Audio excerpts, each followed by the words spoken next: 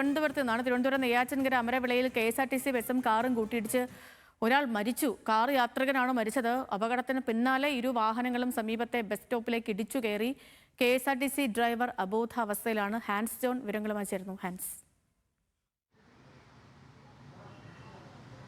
സേതു, ഇന്ന് രാവിലെ 8:30 മണിയോടുകൂടിയാണ് ഈ അപകടം സംഭവിക്കുന്നത്. തിരുവനന്തപുരത്ത് നിന്ന് നാഗർകോവിലേക്ക് പോവുകയായിരുന്നു ബസ്. ഈ ബസ്സിന് മുൻവശത്തുണ്ടായിരുന്ന ഒരു ഇരുചക്ര വാഹനത്തെ ഓവർടേക്ക് ചെയ്യാൻ ശ്രമിക്കുന്നതിനിടെ നിയന്ത്രണം വിട്ട KSRTC ബസ് തിരുവനന്തപുരം ഭാഗത്തേക്ക് വന്ന കാറിലേക്ക് ഇടിക്കുകയായിരുന്നു.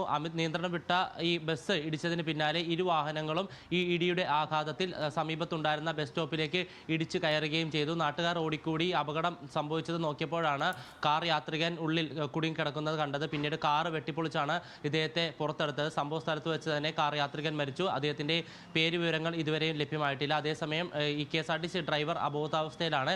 ഇയാളെ നെയ്യാറ്റിൻകര താലൂക്ക് ആശുപത്രിയിലേക്ക് മാറ്റിയിട്ടുണ്ട്. KSRTC ബസ്സിലുണ്ടായിരുന്ന മറ്റുള്ളവർക്ക് ആർക്കും പരിക്കുകൾ ഏറ്റിട്ടില്ല. സേതു.